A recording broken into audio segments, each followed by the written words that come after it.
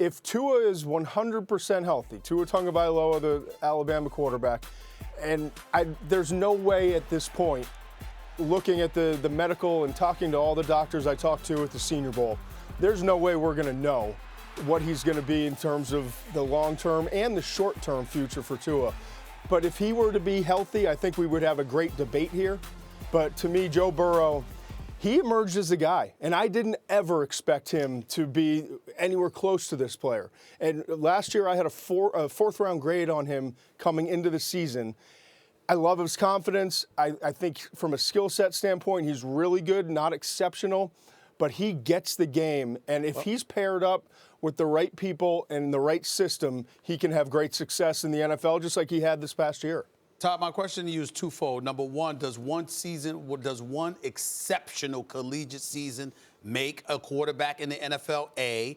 And B, what about what Burrow had to say about wanting to play for a franchise that's obviously committed to winning Super Bowls? Obviously, that has absolutely nothing to do with the Cincinnati Bengals. Yeah, one season's it's very difficult. It really is. And we've seen some quarterbacks come in and only have one good year, and they've gone on to have great careers in the NFL. I think the more important question is, are the Bengals committed to doing all the right things to having success with Joe Burrow? And I think, you ask Andy Dalton and you get an answer that you don't really love. So I think that's going to be the biggest part of this. Will they have success with him? Yes, they can, and he should be very successful in the NFL. He's talented enough. He's so smart. He's so competitive. He gets it. But he needs to have the right coaches around him, and he needs to be in the right system. We saw 2018, he was a very average quarterback. 2019, Joe Brady comes in, and he has some more spread success and understands kind of opening the offense up, and Burrow thrives. So I think that's going to be the biggest key. Do the Bengals have the right leadership to get the right people involved in terms of developing him early in his career? Yeah, Todd, when you talk about Burrow especially, how he was a fourth-round grade to first, it makes me think maybe just go with the best player in the draft class because you think there's not going to be a quarterback there next year, as we thought last year, and then Joe Burrow pops up to go with Tua, right? But along those lines, Chase Young was the guy that Giants fans like me, like Molly, were salivating over. He's going to be a Giant. Eli did wind up with a 500 record because they won that game. I was happy about that. Killing me that they missed Chase Young. But Isaiah Simmons is going to be there at 4. Isaiah Simmons can play corner, safety, linebacker. Like, he can do everything. What kind of, how much of a drop-off from Chase Young is there to Isaiah Simmons as a defensive player? That's a good question. They're different players. Simmons was a former safety. And you watch in the playoff and watch him as a single high safety at 220 pounds, 6'3", 6'4", somewhere in that range.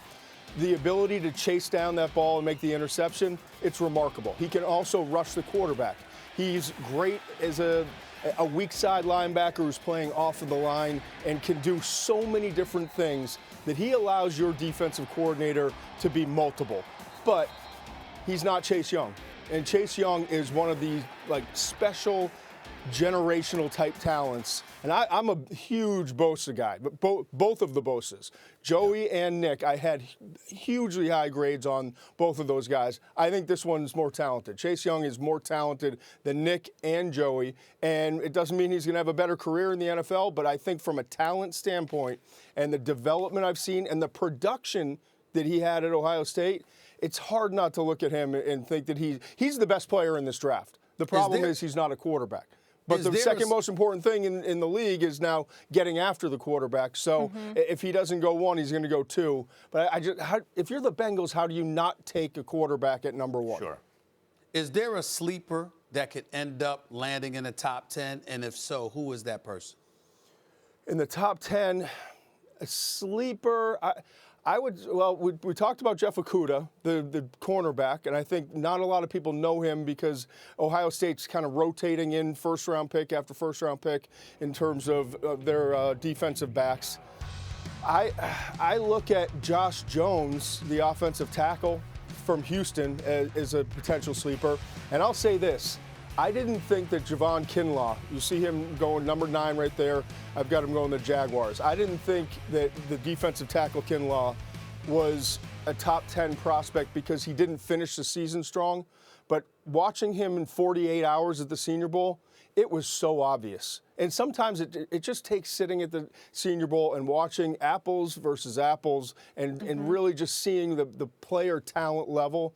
Kinlaw was the best player there. I mean, it wasn't even close. And his agent, whoever it was, said that he had a tweaked something. But the reality was he saw after 48 hours, hey, you're the best player here. You're going to be a top 10 pick. And Kinlaw, to me, has probably helped himself the most in the last couple of weeks. Todd, obviously a lot of people concerned about Tua with the hip, and you have him going 5th to Miami. How convinced are you that that will actually happen? This is going to be the most interesting storyline of the draft. Tua Tagovailoa is, I mean, I would argue he's better than Joe Burrow, and that would be the great debate in this year's class. When he's right, he's Drew Brees from the left side. But part of his game is being twitchy. It's not necessarily running, it's just how quick he moves inside the pocket, just like Brees. You know, he processes quickly and he sees it, and then his feet are always tied to his eyes. And so if he loses that mobility and that twitchiness, if you will, then he's not going to be the same player. So we're not going to know leading up to the draft. And I talked to a bunch of general managers and head coaches and some medical people, and everyone's kind of looking around saying the same thing. We know how great of a player he is. He's going to be a first-round pick, but are we willing to gamble? You know, $25 to $27 million in guaranteed money on the 5th pick, 6th pick, 7th pick. He's going to be a top 10 pick, is my guess, unless something comes up medically that is crazy. But you are taking a big gamble, but you're also taking a big risk by passing on him, too, because he's got a chance to be a real special starter. Thanks for watching ESPN on YouTube. For more sports highlights and analysis, be sure to download the ESPN app. And for live streaming sports and premium content, subscribe to ESPN+.